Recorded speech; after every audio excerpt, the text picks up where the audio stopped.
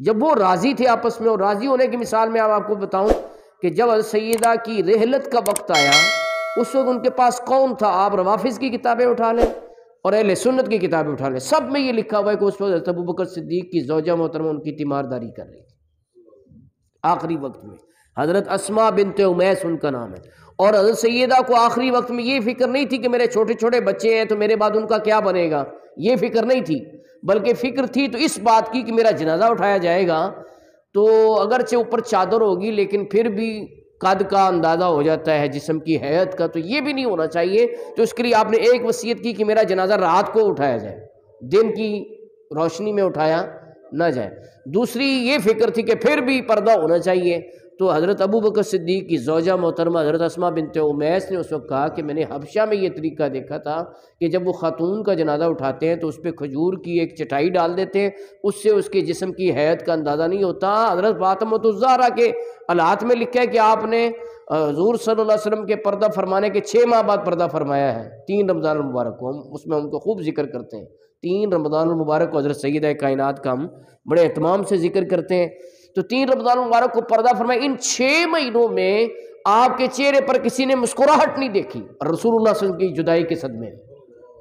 آپ کے چہرے پہ کسی نے مسکراہٹ نہیں دیکھی، سوائے اس موقع کے کہ جب حضرت ابوبکر صدیق کی زوجہ محترمہ حضرت اسماء بنت امیس نے یہ طریقہ بتایا نا پردے والا، تو آپ کے چہرے پہ مسکراہٹ آ گئی،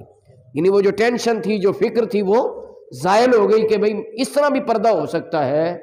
تو سبحان اللہ، وہ مسکراہٹ لانے والا کون تھا؟ وہ حضرت ابوبکر صدیق کی زوجہ محترمہ حضرت اسماء بنت امیس تھیں، جنہوں نے یہ دینی بات بتائی۔ یہاں پر میں ایک تبرک دینا چاہتا ہوں قوم کی ماؤں، بہنوں، بیٹیوں کو کہ یہ تبرک گھر لے جاؤ۔ وہ تبرک یہ ہے کہ گھر جا کے بتاؤ کہ جب پردے کی بات ہو تو اس پہ تیوری نہیں چڑھانی چاہیے، یہ نہیں کہنا چاہیے کہ آپ پرانے دور کی بات کر رہے ہیں، ہم تو اپ ٹو ڈیٹ اور ماڈرن دور کی بات کرتی ہیں۔ ان کو بتاؤ کہ سیدہ کائنات پردے کی بات سن کر خوش ہو گئی تھی،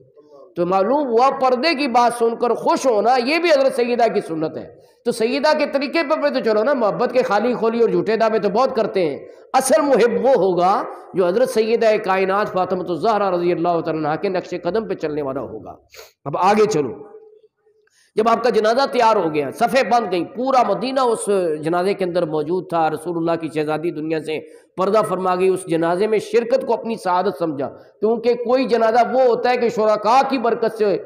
جنازے والے کی مغفرت ہوتی ہے، اور کوئی جنازہ وہ ہوتا ہے کہ جنازے والے کی برکت سے پڑھنے والوں کی بخشش ہو جاتی ہے۔ تو یہ وہ جنازہ تھا، تو ہر ایک نے سعادت سمجھی کہ رسول اللہ کی صاحبزادی کے جنازے میں شامل ہو جائے، تو صفیں بنی ہوئی تھیں۔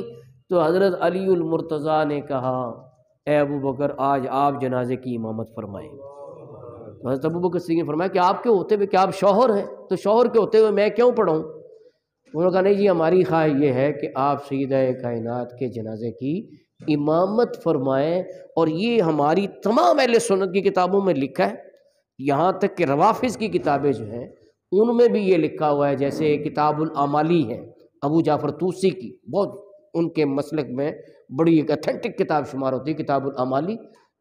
طوسی کی، اس میں بھی لکھا ہے کہ حضرت سیدہ کائنات کے جنازے کی امامت حضرت علی المرتضیٰ کی خواہش اور فرمائش پر حضرت ابوبکر صدیق اکبر نے فرمائی۔